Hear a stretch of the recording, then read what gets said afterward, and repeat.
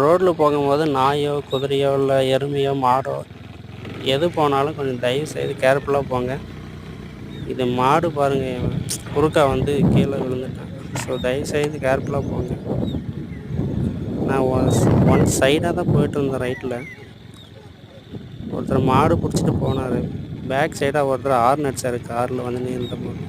அது ஹார்ன் சத்தம் வந்து கேட்டால் அது மிரண்டு குறுக்க வந்துடுச்சுங்க.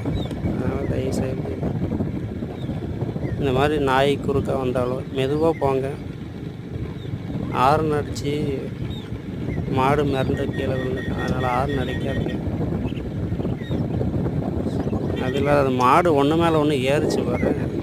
இவர் ஹார்ன் அடிச்சுட்டு அது ஒன்றும் மிரண்டு போச்சு. கைகள்லாம் திறந்து போச்சு. சரி, கொஞ்சம் கேர்ஃபுல்லாக போங்க. இந்த மாடு தாங்க கரெக்டாக நான் கிட்ட போக போக அது மாடு மேலே மாடு ஏறி அவர் ஹார்ன் அடிக்கவும் கரெக்டாக மேலே வந்து விழுந்துச்சு. சரியான அடிங்க. தயவுசெய்து இந்த மாதிரி மிருகங்கள்லாம் போகும்போது நிப்பாட்டிடுங்க. அது ஃபுல்லாக கிராஸ் ஆன அப்புறம் போயிடுங்க.